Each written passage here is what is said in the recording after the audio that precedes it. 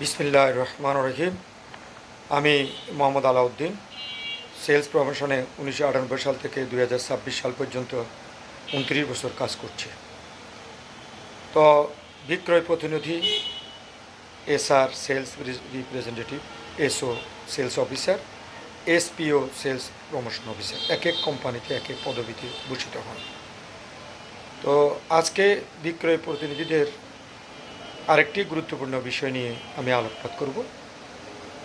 যেই বিষয়টি একজন বিক্রয় প্রতিনিধি মাসের প্রথম থেকে শেষ পর্যন্ত সম্পূর্ণ করে, তার সম্পূর্ণ দায় দায়িত্ব সম্পূর্ণ করে এই রিপোর্টটি নিয়ে উনি বিক্রয় মিটিংয়ে মাস শেষ বা মাসের শেষে যে মিটিং হবে ওই বিক্রয় মিটিংয়ে উনি উপস্থাপন করবেন তার বসদের কাছে এবং ম্যানেজমেন্টের কাছে। এই রিপোর্ট দেখেই ম্যানেজমেন্ট বুঝতে পারবেন এই বিক্রয় প্রতিনিধি মাস শেষ এই কোম্পানির জন্য কি অর্জন, কি প্রফিট, কোন বিষয়ে কোন প্রফিট নিয়ে আসছে, সমস্ত বিষয়ে প্রফিট না প্রফিট করছেন নাকি লস করছে, লাভ করছেন না লস করছেন, সব কিছু জানতে পারবেন।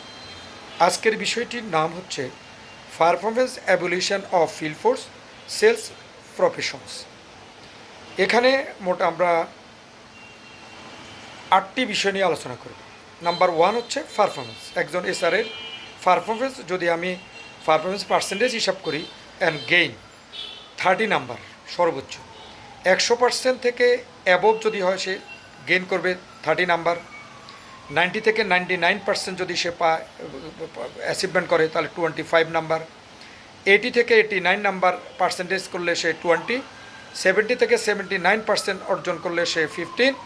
60 থেকে 69% অ্যাচিভ করলে 10। 50 থেকে 59 অ্যাচিভ করলে 5। Number 2 growth. গ্রোথ হচ্ছে গত বছরের জুন, এই বছরের জুন, মাসে মাসে গ্রোথ না ডিগ্রোথ, এটা হচ্ছে গ্রোথের বিষয়। 2 নাম্বার গ্রোথ। পারফরমেন্স হলো 60 অ্যাবভ হলে সে 15 নাম্বার গেইন করবে। 50 থেকে 59 অ্যাবভ যদি হয় গ্রোথ তাহলে সে 12 নাম্বার পাবেন।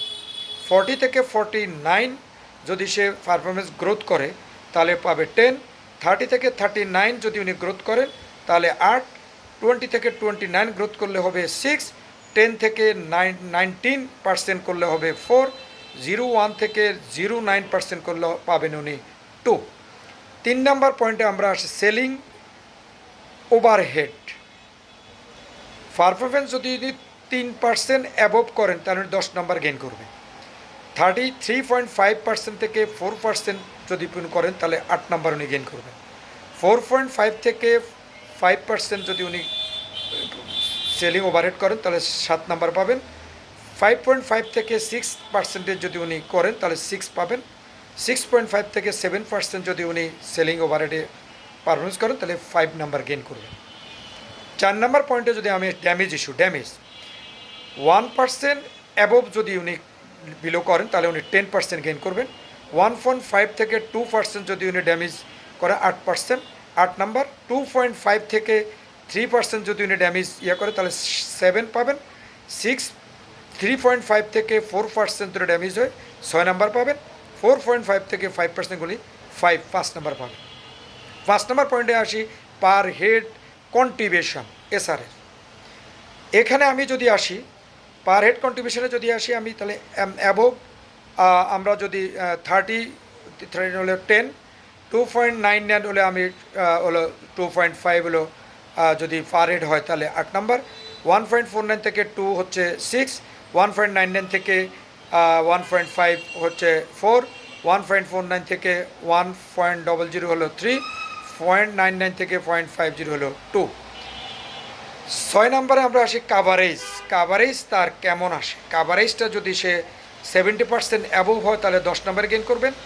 69 থেকে 60% কাভারেজ যদি হয় তাহলে 8 নাম্বার। 59 থেকে 50% যদি উনি কাভারেজ করেন 6 নাম্বার। 59 থেকে 40 যদি কাভারেজ করেন 4 নাম্বার পাবেন। এরপর আমি আসি হচ্ছে 7 নাম্বার নং অফ গ্রোথ এসকিউ। এসকিউ অনুযায়ী গ্রোথটা পারফরমেন্স গেইন 40 যদি উনি এসকিউ পার্সেন্টেজ করেন তাহলে 10 নাম্বার পাবেন। 30 থেকে 25 হচ্ছে উনি পাবেন হচ্ছে 8 নাম্বার। 25 থেকে 20% হলো 6। 19 থেকে 15% হলো 4।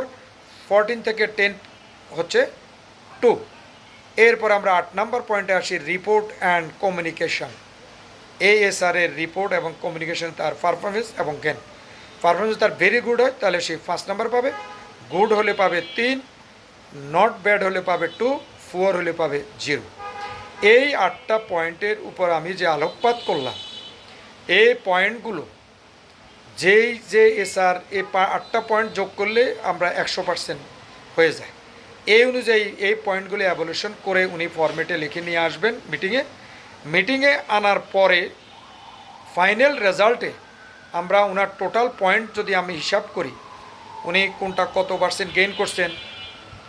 কেউ করলেন ধরেন স্ট্যান্ডার্ড, হয়তো দেখা গেল উনি 100% করলেন, তারপরে এই 100% থেকে উনি 77% করলেন, কেউ 100%-এর মধ্যে 62 পাইলেন, 100 থেকে 48 পাইলেন, 100 থেকে 32 পাইলেন, 100 থেকে 12 পাইলেন, 100 থেকে 4 পাইলেন, 100 থেকে 1 পাইলেন। এইভাবে টোটাল পয়েন্ট আকারে লেখা হয় এবং তার পয়েন্টে তার ফরম্যাটটা সে সব কিছু অ্যাভলিউশন করলে যেটা হবে সেটাই কোম্পানি বুঝতে পারবে কোম্পানির কতটুকু লাভ এবং ক্ষতি হলো।